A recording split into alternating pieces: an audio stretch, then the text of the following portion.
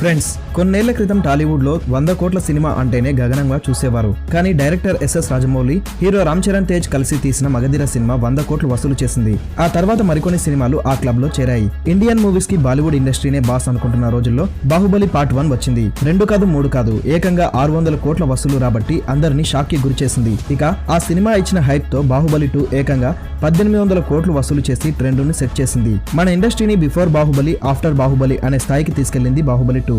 Baahubali 2 movie వచ్చి 7 ఏళ్లు అవుతున్నా వసూళ్లలో ఆ రికార్డును ఇంకెవరూ బ్రేక్ చేయలేకపోయారు. అప్పటి నుండి ఇప్పటి వరకు తెలుగు ఇండస్ట్రీలో RRR మూవీ తప్ప ఏ మూవీ కూడా 1000 కోట్లు కలెక్ట్ చేయలేకపోయింది.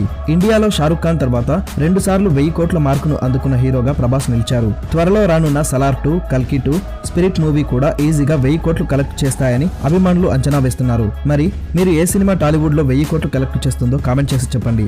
అలాగే ప్రభాస్ సినిమాలో మీకు నచ్చిన మూవీ ఏదో కామెంట్ చేసి చెప్పండి.